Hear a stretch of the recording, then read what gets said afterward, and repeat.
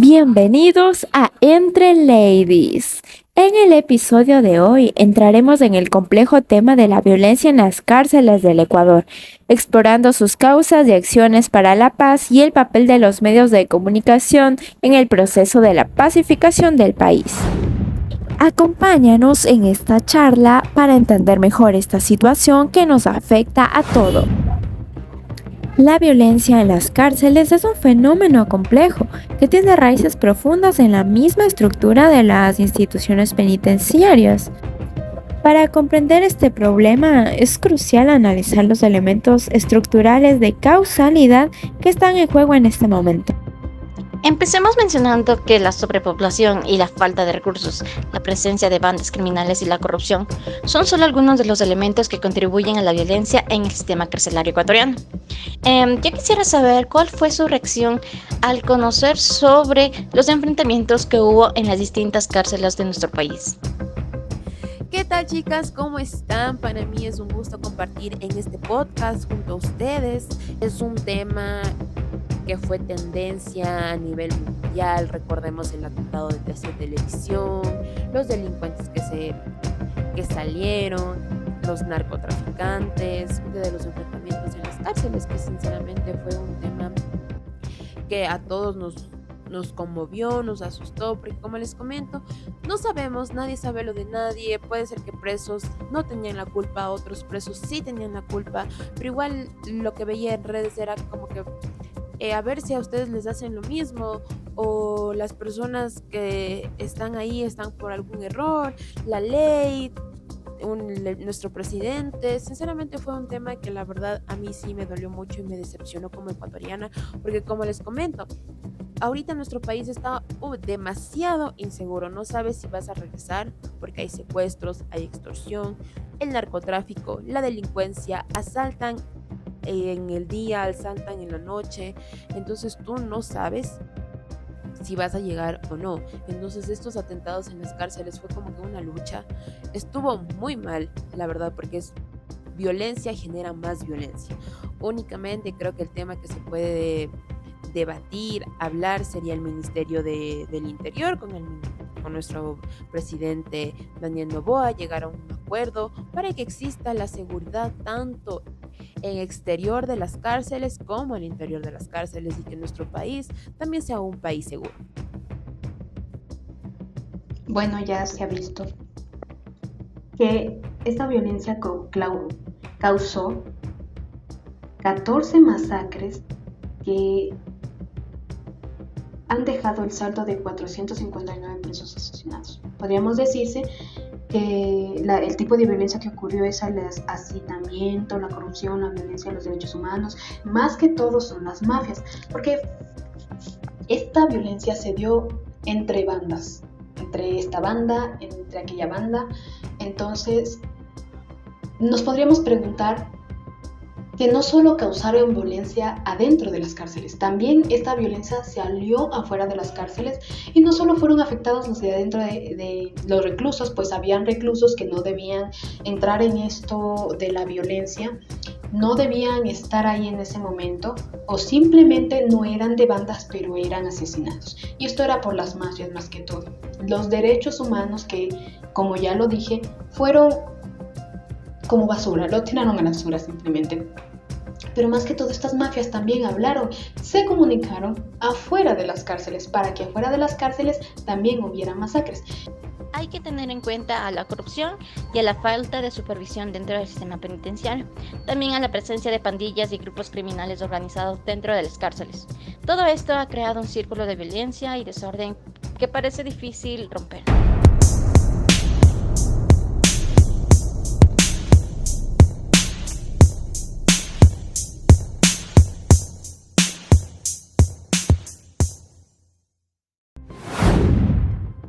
Bien, ahora no solo veamos el lado negativo de la situación de esto de la violencia en las cárceles, pues hablemos de acciones que promuevan, que implementen la paz en estos espacios, en el escenario ideal, donde todos los actores involucrados en este sistema penitenciario trabajaran juntos para disminuir, reducir la violencia y para promover la paz.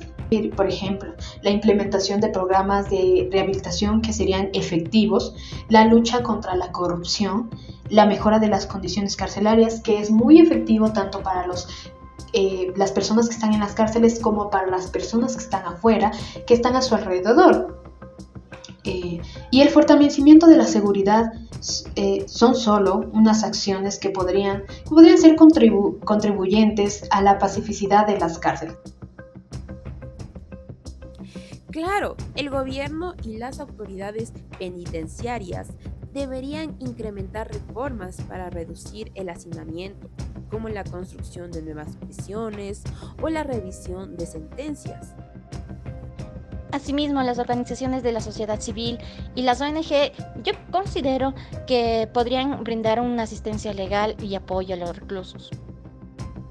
Los medios de comunicación también cumplen un papel importante, el cual conlleva a informar de manera responsable y equilibrada sobre la situación de las cárceles. Estoy de acuerdo a lo que acaba de mencionar mi querida compañera y colega Magus. Los medios de comunicación desempeñan un papel crucial en la forma en que entendemos la violencia en las cárceles. Según Cárdenas, en su teoría de agenda setting, los medios tienen el poder de influir en la percepción pública de un tema, la manera en que se presenta la información, los enfoques utilizados y la influencia en la opinión pública son aspectos determinantes en la percepción de este fenómeno. Entonces, chicas, yo quisiera preguntar, ¿cómo ha influido los medios en la percepción de la violencia carcelaria en Ecuador? Según Cárdenas, existen algunos puntos clave en la violencia carcelaria, como por ejemplo, que los medios tienden a enfocarse en los aspectos más sensacionalistas y violentos de la situación, y esto puede alimentar el miedo y la ansiedad del público. También se puede decir y se puede acotar que la cobertura a menudo se centra en los reclusos, cómo llamarlos, delincuentes o criminales, lo que hace fuerte a estos estigmas y dificulta que estas personas, dificulten la reintegración social. La sociedad ha hecho que estas dos formas de llamarlas a estas personas que salen de las cárceles o que también pueden estar en las cárceles, la sociedad ya los conoce así. Entonces, rara vez dan voces los medios de comunicación a los reclusos.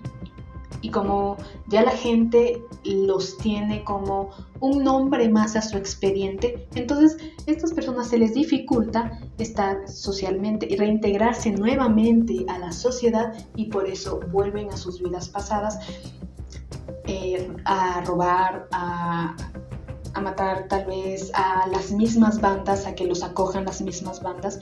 Entonces no ayudamos mucho. Exploran las causas estructurales de la violencia en sí, lo que limita a la comprensión del público. Chicas, pensemos en posibles soluciones o cómo podemos promover un proceso de pacificación en los medios de comunicación. Cárdenas nos habla sobre el framing, la forma en la que los medios enmarcan una historia. Entonces, los medios de comunicación pueden ser agentes de cambio de un proceso de pacificación, desde la difusión de mensajes y la reconciliación hasta el fenómeno del diálogo y la comprensión. Los medios tienen el poder de influir en la construcción de una cultura de paz en el país. Por supuesto, lo que los medios deberían hacer es adoptar un enfoque más equilibrado y contextualizado en la cobertura de la violencia carcelaria, dar voz a los reclusos y explorar sus historias y experiencias, o hacer colaboraciones con organizaciones de la sociedad civil y expertos para promover la reforma penitenciaria y la reconciliación. En conclusión, que la comunicación y los medios de comunicación que tienen el rol de informar a la sociedad, a las masas en sí, desempeñan un papel muy importante, muy crucial en la comprensión y en la resolución de conflictos. Claro.